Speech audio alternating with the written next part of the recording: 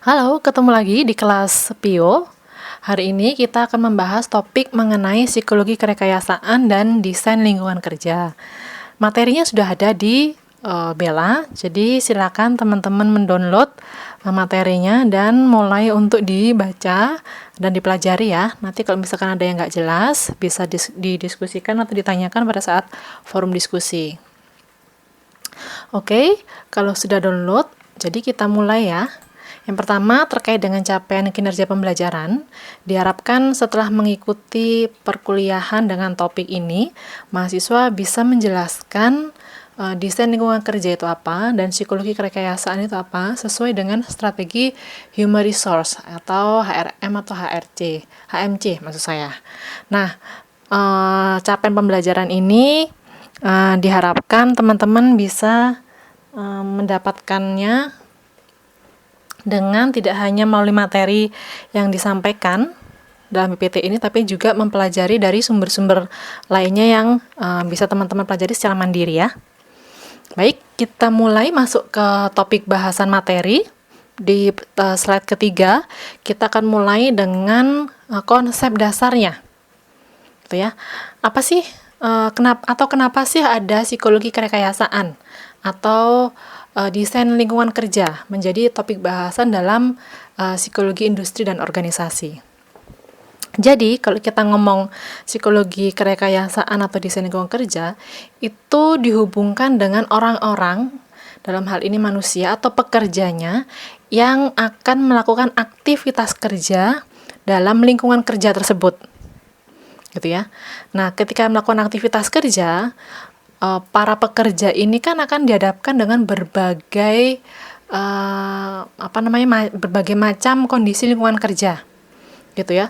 Baik itu misalkan berhubungan dengan kondisi fisik seperti lingkungan kerja yang panas, yang bising misalkan, kemudian kondisi psikologis yang juga mungkin muncul dalam proses kerjanya, hubungannya misalkan terkait dengan konflik kerja atau ritme kerja yang tinggi gitu ya. Nah, itu semua berpengaruh terhadap bagaimana proses kerja yang dilakukan oleh karyawan.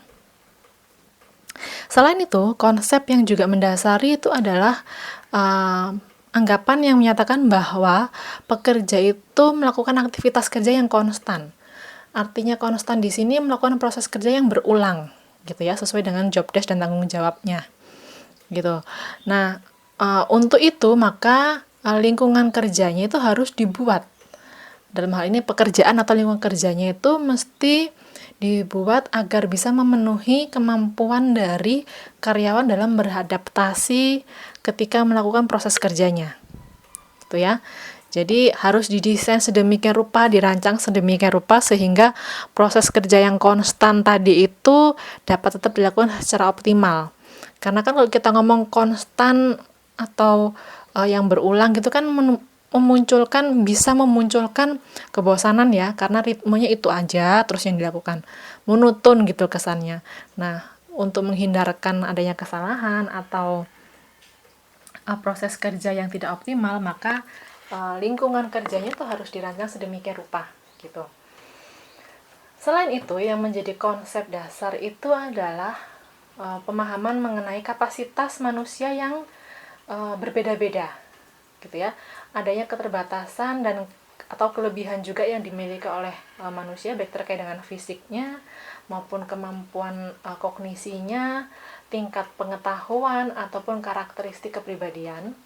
Itu setiap karyawan dalam hal ini kan berbeda-beda gitu ya. Maka perlu ada kondisi atau lingkungan atau situasi ya yang dibikin secara terstandarkan sehingga meminimalkan adanya kesalahan kerja tadi karena adanya perbedaan kapasitas dari para pekerjanya. Selain itu, karena tadi dihadapkan pada situasi atau proses kerja yang konstan, memungkinkan sekali karyawan itu mengalami kebosanan dan melakukan kesalahan, gitu ya. Karena itu disebut dengan human error pasti ada tuh yang namanya human error gitu ya, karena sekali lagi manusia juga tidak selalu dalam performa yang optimal ya, kadang kan dihadapkan pada berbagai situasi juga, baik yang secara personal maupun lingkungan gitu ya, yang membuat proses kerjanya atau produktivitas kerjanya menjadi tidak selalu optimal gitu, tidak selalu tinggi gitu ya, yang itu kemudian bisa membuat terjadinya kesalahan kerja atau nggak tepat lah proses kerjanya gitu ya. Selain itu juga dihadapkan pada konsep dasar bahwa karena adanya kemungkinan karyawan itu melakukan kesalahan kerja, sehingga membuat karyawan itu memiliki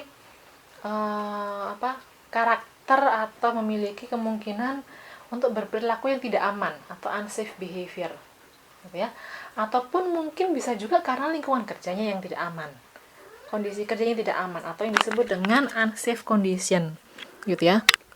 Nah, hal-hal tersebut itulah yang kemudian menjadi dasar pemahaman mengenai kenapa kemudian perlu ada suatu desain lingkungan kerja atau konsep psikologis yang membahas mengenai lingkungan kerja yang dapat membantu meminimalkan terjadinya kesalahan kerja atau error tadi itu yang bisa berdampak pada resiko yang tidak hanya diterima oleh karyawan tersebut tapi juga perusahaannya gitu ya. Makanya kenapa kemudian ada psikologi kerekayasaan, atau kalau dalam konteks ilmu teknik ya itu disebut dengan ergonomi gitu ya. Nah, apa itu konsep ergonomi gitu ya, atau konsep psikologi kerekayasaan gitu. Nah, konsep ini berhubungan dengan human factor gitu ya.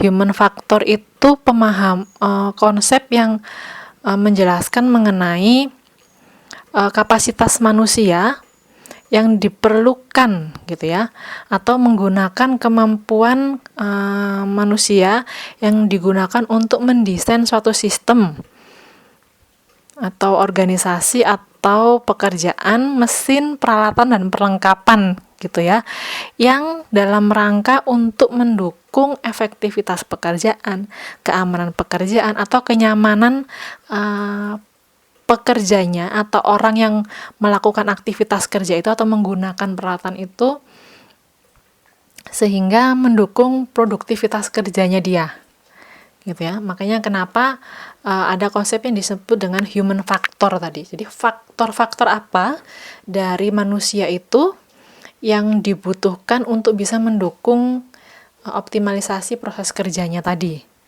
gitu ya. Nah, faktor-faktor itu tadi tentunya berhubungan dengan proses kerja ya. Makanya tadi kenapa harus yang didesain itu adalah sistemnya, organisasinya, kemudian pekerjaan atau perlengkapan dan peralatan yang digunakan. Selain itu,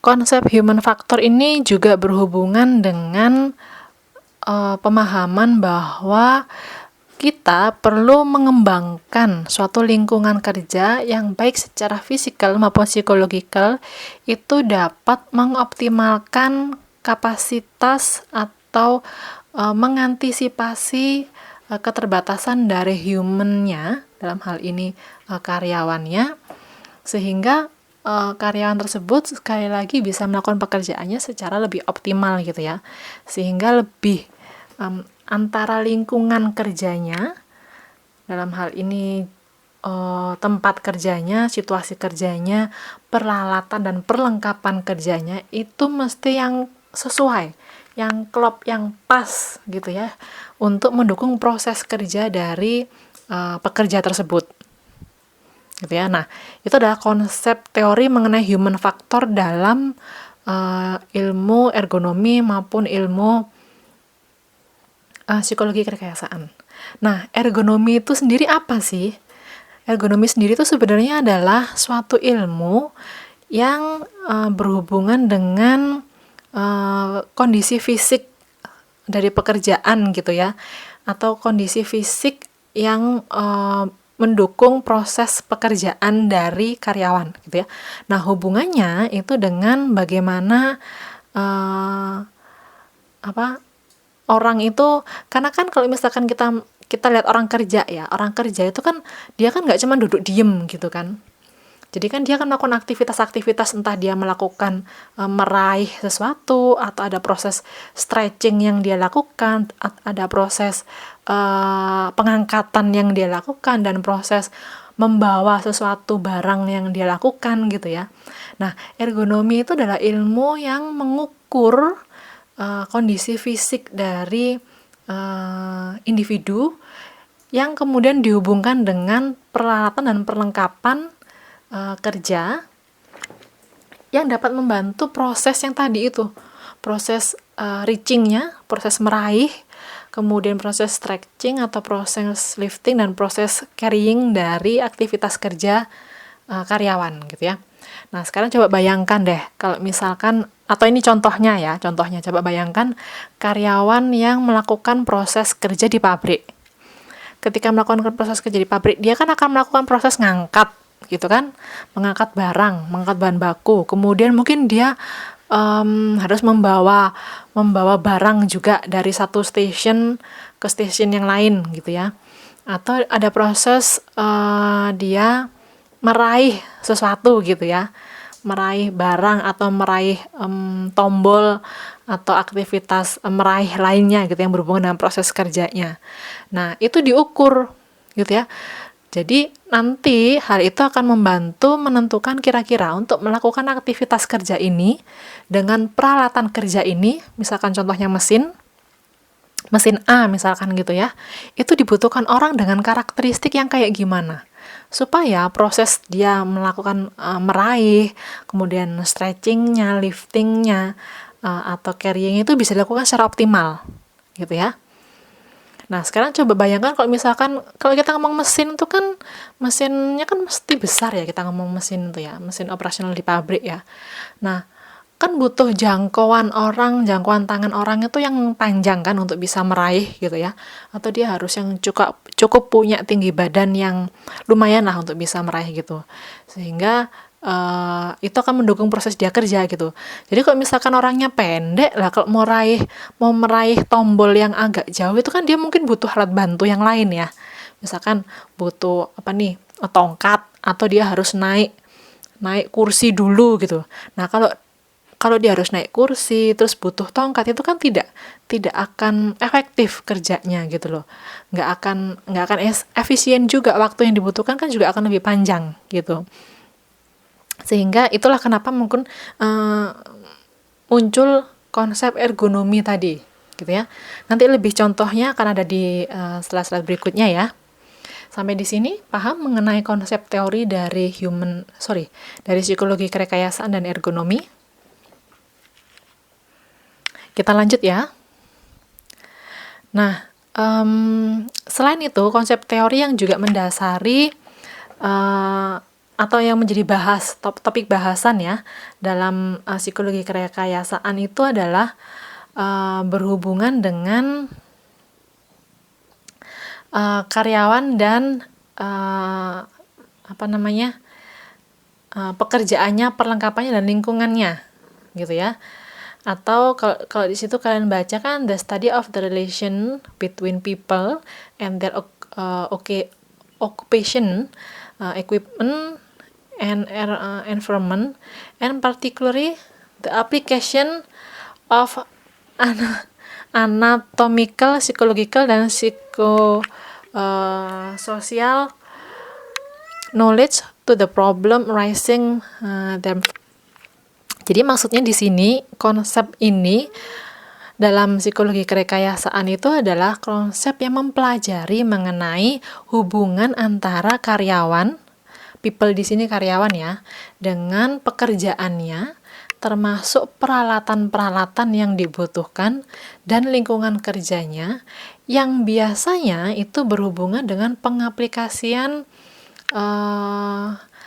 anatomikal itu terkait dengan secara anatomi ya, secara fisik tubuh badan kita gitu ya, Itu tadi yang hubungannya dengan stretching, hubungannya dengan lifting tadi ya. Kemudian physiological, maksud saya bukan sociological ya, physiological itu hubungannya dengan secara fisik gitu ya, dan psychological knowledge yang digunakan untuk mengatasi permasalahan-permasalahan yang muncul dalam kaitannya pelaksanaan proses kerja gitu ya.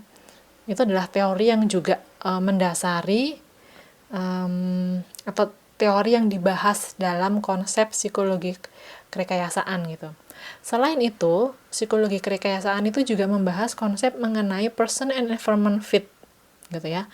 Jadi sekali lagi karena konsepnya tadi berhubungan dengan bagaimana hubungan antara karyawan dengan lingkungannya atau pekerjaannya, maka konsep yang juga mendasari itu atau teori yang dibahas itu juga berhubungan dengan person environment fit gitu ya. Dan time and motion. Time and motion ini hubungannya dengan ketika melakukan aktivitas kerja itu kan ada pergerakan dan waktu yang dilakukan ya, sehingga akan dapat mendukung efektivitas kerjanya gitu ya. Mana-mana aktivitas kerja atau pergerakan kerjanya itu yang efektif, artinya tidak sampai perlu adanya pengulangan gerakan-gerakan tertentu yang dilakukan secara berulang gitu ya, yang kemudian itu malah membuat efisiensi dalam hal ini waktu kerjanya menjadi tidak efisien tadi gitu, karena balik lagi gitu ya, gimana supaya alur kerjanya itu runtut dan sistematis sehingga lebih efisien waktu yang digunakan gitu ya. Nah kalau kita ngomong efisiensi itu berarti hubungannya nanti dengan berapa banyak hasil yang output yang dihasilkan dari pekerjaan yang dilakukan oleh karyawan. Nah itu adalah time and motion-nya gitu ya. Oke, sampai di sini jelas itu adalah konsep teori yang dibahas dalam psikologi kerekayasaan. Oke, di slide berikutnya yaitu slide ke-6 itu adalah ada gambar mengenai human factor view of the workplace gitu ya. Jadi kalau dilihat sebenarnya kan manusianya dalam hal ini karyawan itu kan merupakan bagian terkecil dalam konteks lingkungan kerja ya. Atau dapat juga diartikan bahwa manusia itu dalam melakukan aktivitas kerjanya itu berhubungan dengan lingkungan kerjanya gitu ya. Nah, lingkungan kerjanya ini tidak hanya yang berhubungan dengan workspace-nya aja gitu ya. Kalau workspace itu kan yang langsung berhubungan dengan aktivitas kerjanya gitu ya. Nah, kalau kita ngomong orang production ya berarti workspace-nya itu ada di pabrik. Kalau kita ngomong orang research and development, workplace-nya itu bisa jadi di laboratorium gitu ya. Atau kalau misalkan kita ngomong marketing, workplace-nya bisa mungkin di lingkungan yang lebih besar lagi gitu ya, karena kan marketing selalu beraktivitas di luar ya. Nah itu workplace gitu ya. Nah kemudian kalau kita ngomong workplace itu kan dalam melakukan pekerjaan karyawan kan nggak hanya sekali lagi kan tadi yang boleh saya contohin nggak cuman diem gitu ya, tapi kan dia melakukan aktivitas tertentu gitu ya. Kalau di pabrik maka dia akan beraktivitas dengan mesin gitu ya.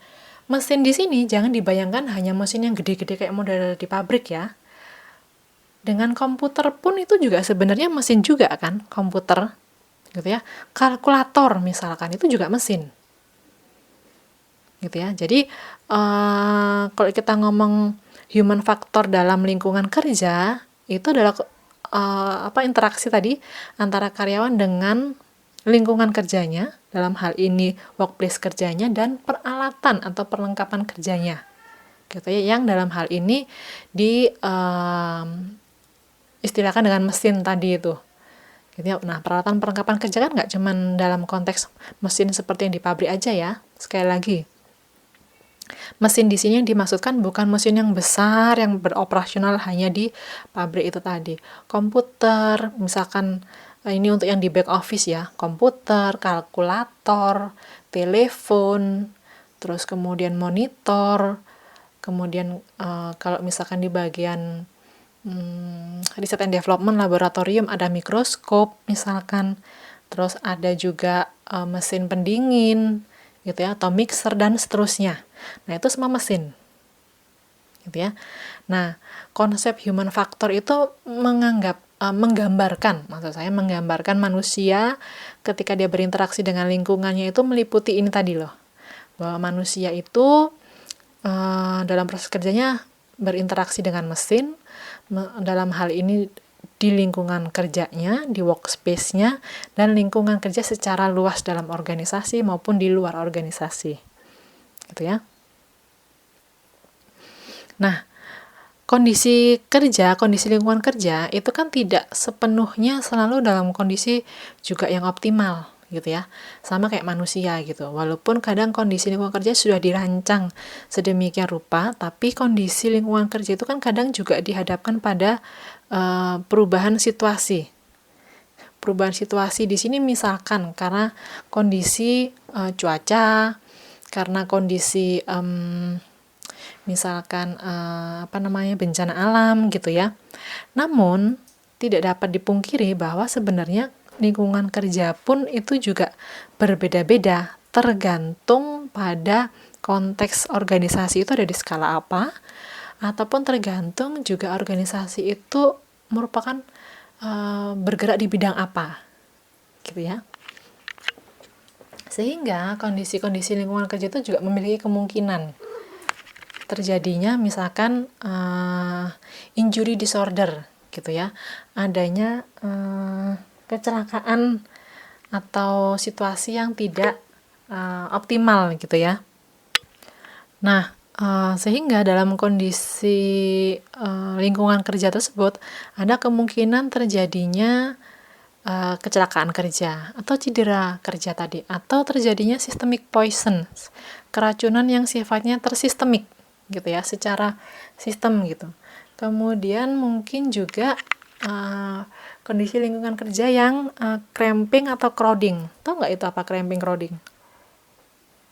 Kondisi lingkungan kerja kalau yang cramping itu dia tempatnya besar tapi perlengkapan peralatannya atau orangnya juga sedikit. Kalau yang crowding itu kebalikannya, tempatnya kecil tapi isinya banyak, orangnya banyak, peralatannya banyak, perlengkapannya banyak, gitu ya. Nah kan kadang kan juga ada ya kondisi lingkungan kerja yang modelnya kayak gitu ya. Atau body mekaniknya itu tidak efektif gitu ya. Jadi pergerakannya itu jadi nggak lega gitu jadinya, gitu ya. Oke, berikutnya karena psikologi kerekayasaan tadi itu kan membahas mengenai hubungan antara orang, karyawan dengan lingkungan kerjanya, baik itu yang berhubungan dengan peralatan dan perlengkapan kerjanya. Maka yang menjadi pembahasan juga adalah elemen-elemen data dan pengukuran-pengukuran yang diperlukan dalam proses melihat atau menganalisa hubungan tersebut, gitu ya. Nah, dalam konteks elemen data dan pengukuran itu jadi itu berhubungan dengan workspace envelope, gitu ya. Maksudnya envelope di sini itu adalah desain atau sampul atau gambaran atau bentuk dari tempat kerjanya, gitu ya. Maka oleh karena itu ada konsep yang menjelaskan mengenai three dimensional space. Itu maksudnya adalah space 3 dimensi ya, karena kalau kita kerjakan nggak mungkin 2 dimensi kan, selalu 3 dimensi ya. Itu within which you carry out physical work activity when you are at a fixed location, gitu ya. Jadi ini hubungannya adalah desain 3 dimensi dari aktivitas fisikal kerja yang dilakukan ketika karyawan tersebut bekerja dalam kondisi atau lingkungan kerja yang fix, gitu. Misalkan contohnya, kalau dia seorang contohnya ya, kalau di pabrik nih, maka kan fixnya dia kerjaannya apa tuh locationnya, misalkan dia bagian pemotongan, gitu ya. Nah kalau pemotongan ini misalkan industri garment, gitu ya, pemotongan berarti kan dia motong kain tuh ya. Nah motong kain itu kan berarti dia hubungannya dengan apa tuh peralatannya? Ada gunting itu nggak model gunting yang kalian pikir gunting kayak yang kita punya itu ya, gunting yang pakai tangan. Guntingnya kan pakai mesin ya, montongnya itu. Nah, itu bagaimana gambaran atau desain 3 dimensi dari tempat kerjanya dia itu.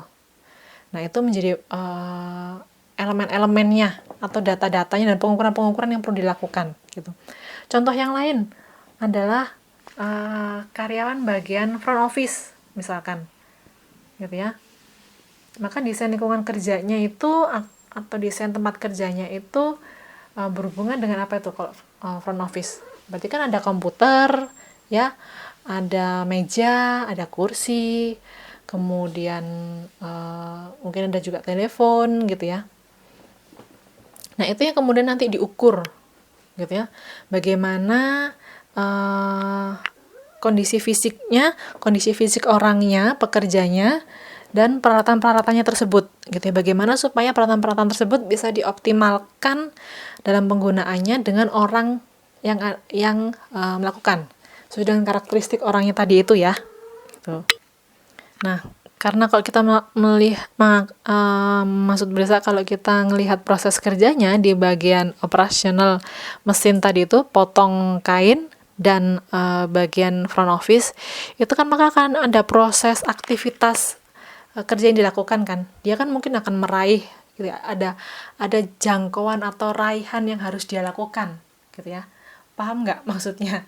Jadi misalkan dia kalau bagian motong gitu kan, dia harus meraih kain, meraih alat pemotongnya, melakukan pemotongan sesuai dengan desain. Itu kan ada proses aktivitas meraih gitu ya, menggunakan tangan ya.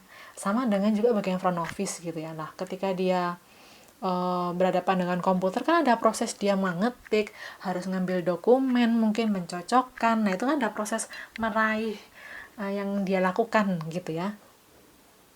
Nah, di proses inilah bagaimana proses jangkauan tangan, kemampuan dia untuk meraih itu menjadi sesuatu yang bisa mempengaruhi bagaimana pelaksanaan atau proses kerjanya dijalankan gitu ya.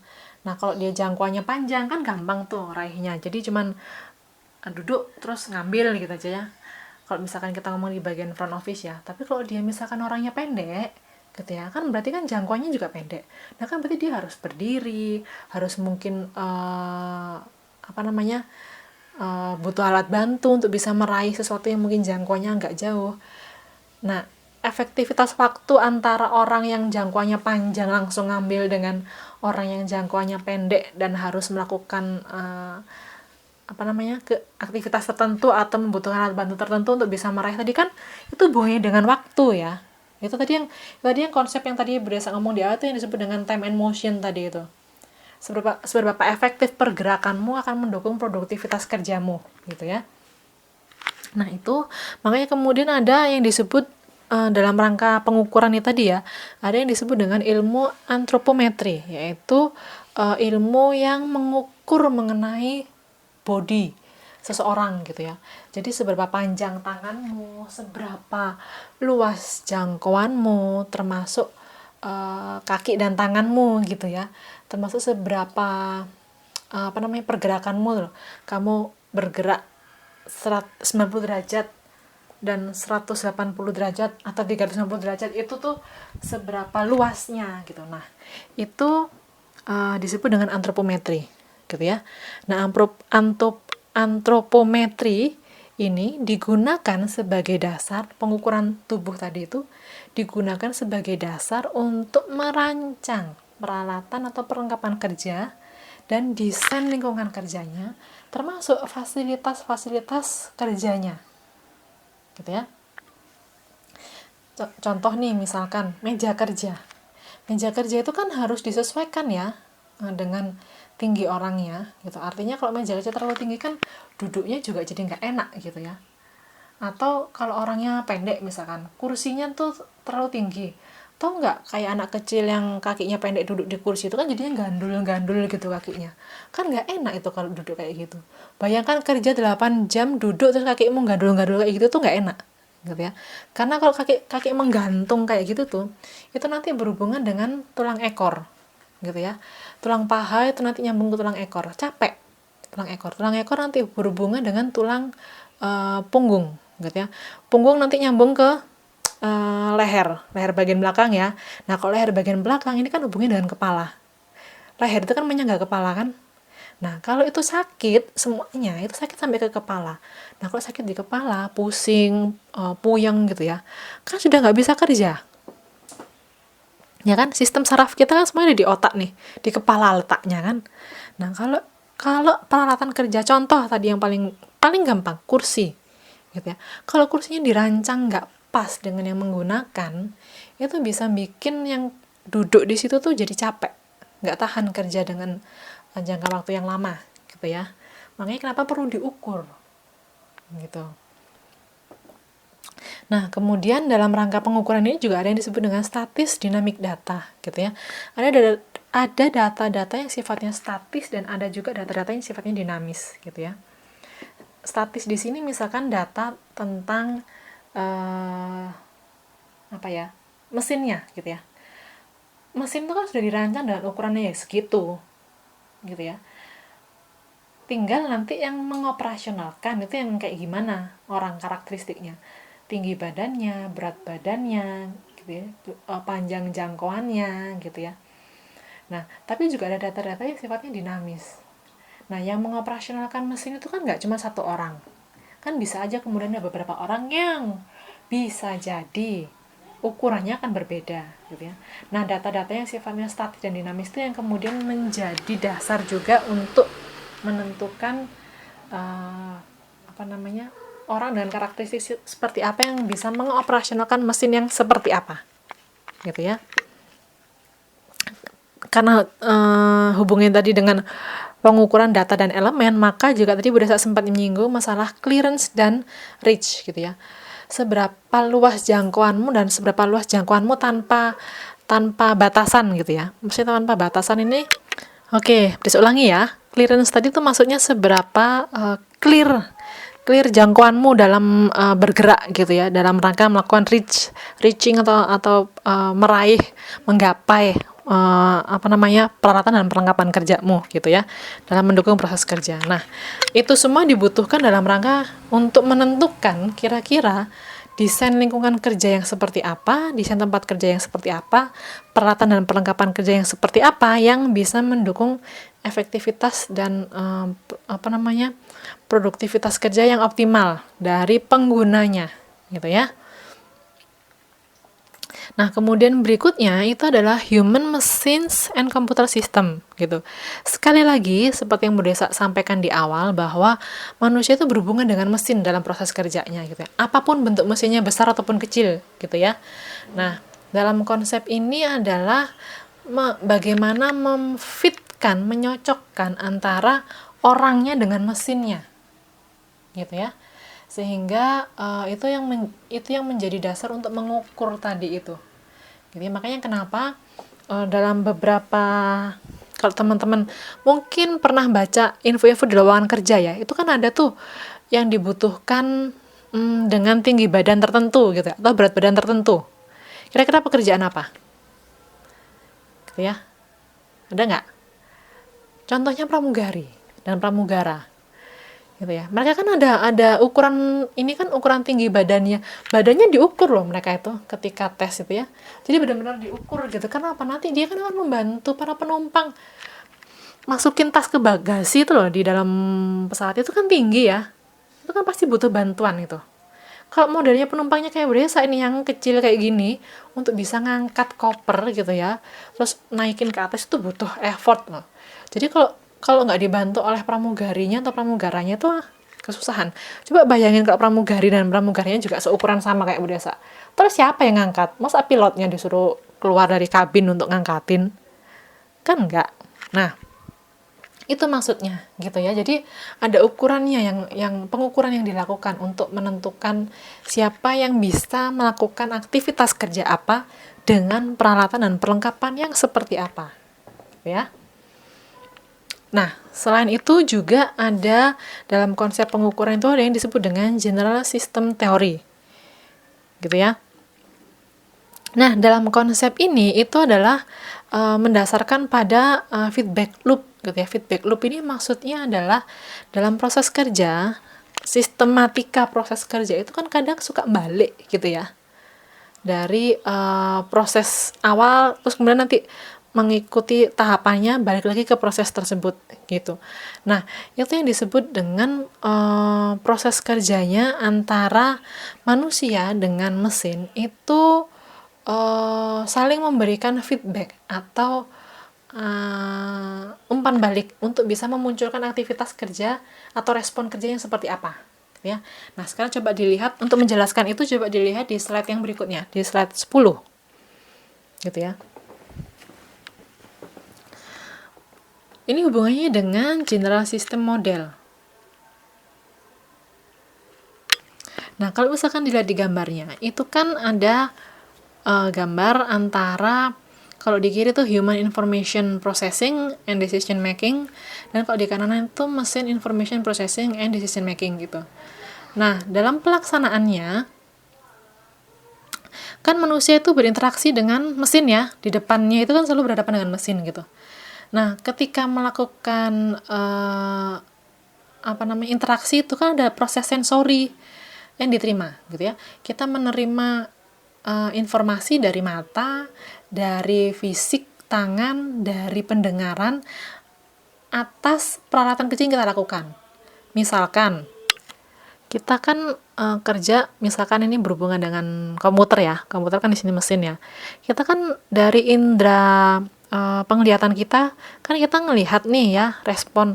Misalkan kita klik huruf R, maka kan akan muncul R kan. Atau ketika kita klik pakai mouse gitu ya, kita klik di tombol start, karena kan muncul infonya gitu ya. Nah, itu adalah information yang kita dapatkan dari penglihatan kita, sensing kita gitu ya. Misalkan dari pendengaran, kita dengar nih misalkan, kok mesin komputerku bunyinya kerer gitu ya, mesinnya bunyinya keras gitu misalkan. Atau dari indera perasa kita, indera praba kita pegang nih, kok laptopku panas ya, itu kan sensing yang kita terima kan dari interaksi kita dengan mesin kita, dalam hal ini komputer, laptop gitu ya. Entah itu dari penglihatan, entah dari pendengaran, entah dari sentuhan gitu.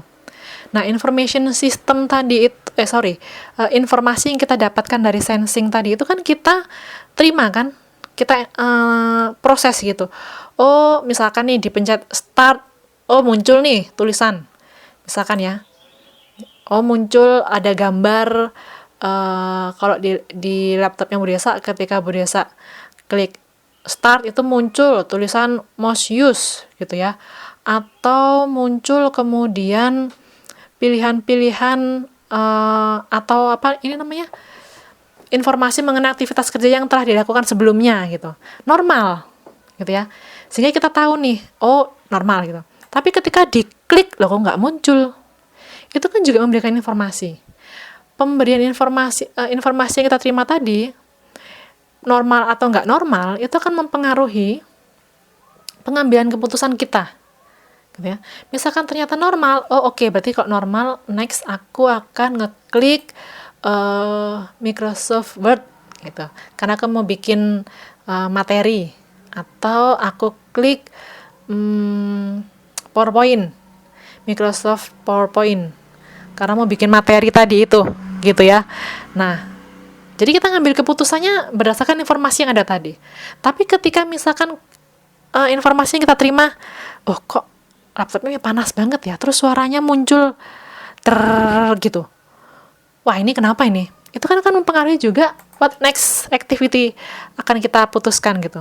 Mau kita teruskan pakai laptopnya atau mau kita matikan. Nah, itu yang disebut dengan human information processing and decision making, berdasarkan pada proses sensing. Dari situ itu tadi nanti, dari decision making itu kan menentukan kontrol yang akan kita lakukan. Itu tadi ya, kontrolnya tadi ya. Oh, berarti dia panas, berarti dia nggak oke nih kondisi mesinnya, laptopnya gitu ya.